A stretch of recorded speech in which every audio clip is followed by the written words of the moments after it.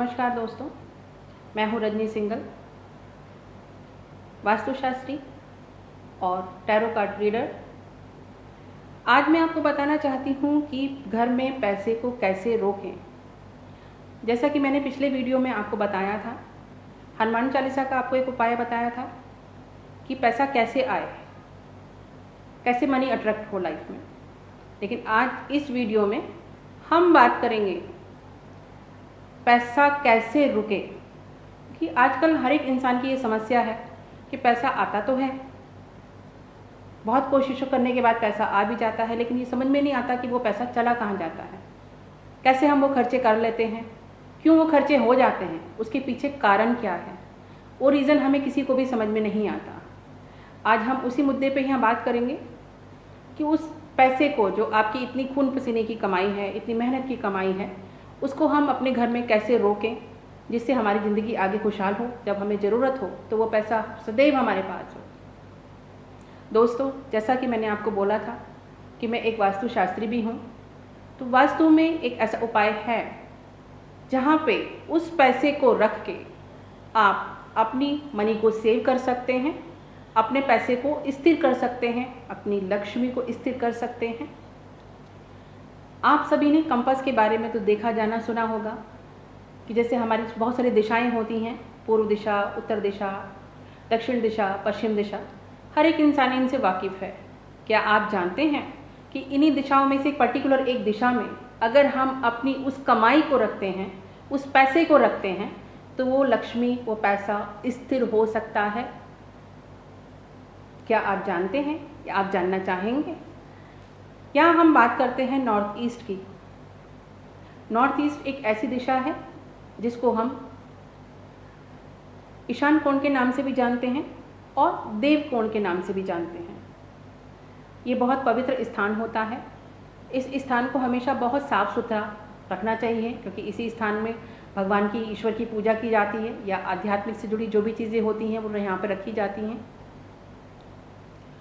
तो ऐसा क्या है इस दिशा में?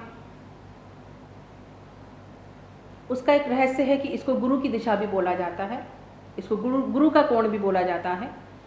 अगर हम अपने पैसे को नॉर्थ ईस्ट में रखते हैं, या फिर नॉर्थ ईस्ट के एक हाथ आगे खिसका के ईस्ट नॉर्थ ईस्ट में रखते हैं, या एक हाथ साइड में खिसका के नॉर्थ ईस्ट में रखते हैं, तो दोस्तों आप विश्वास करके देखिए, उस जगह पे रखा हुआ आपका पैसा, वहाँ पर खर्चा करने के लिए आपका कभी ध्यान ही नहीं जाएगा। आपके अनएक्सपेक्टेड खर्चे, फिजूल खर्चे, वो सब बंद हो जाएंगे और वो आपका पैसा वहीं आपको हमेशा नज़र आएगा। प्लीज़ आप करके देखिए। आपने देखा होगा कि कई बार आप ये देखते हैं कि मैंने इतना पैसा कमाया, पैसा तो कहाँ खर्चा हो गया, या तो बीमारियों में चला गया या फालतू के खर्चों में चला गया। जब महीने के आखिरी में आप देखते हैं कि पैसा गया कहाँ, तो आपको खुद को समझ में नहीं आता कि ये खर्चे कैसे हो गए, क्यों हो गए, किस लिए हो गए, क्या कारण था उसका। अगर आपने देखा होगा जहाँ ज़्यादा फिजूल खर्ची होती है, तो आप चेक करके देखिएगा, या तो साउथ में आपने अपना पैसा रखा होगा, साउथ की दिशा जिसको हम दक्षिण दिशा के नाम से भी जानते हैं, या आपका पैसा वेस्ट में, जिसको पश्चिम दिशा बोलते हैं, वहाँ पे रखा होगा। इन दिशाओं में अगर आपका पैसा रखा है तो आपका पैसा कभी नहीं रुकेगा। अनवांटेड खर्चे, बिना मतलब के खर्चे, फिजूल के खर्चे, जिन चीज़ों की हमें ज़रूरत ही नहीं थी, ऐसी चीज़ों को हमने खरीद लिया। और अगर हम बात करें साउथ ईस्ट की, जिसको कि हम अग्निकोण के नाम से जानते हैं, जिसको हम पूर्व और दक्षिण दिशा के नाम से जानते हैं, ऐसी जगह पे अगर आपका पैसा रखा है तो आपने देखा होगा, या आप चेक करके देखिएगा, जिन लोगों के घरों में अक्सर चोरियां होती रहती हैं या चीज़ें चोरी हो जाती हैं, इस तरह की जो समस्या होती है, वहाँ पर अगर आप देखेंगे तो वो पैसा हमेशा आपको साउथ ईस्ट में रखा हुआ मिलेगा। तो कृपया आप अपने पैसे को वहाँ से हटाएं।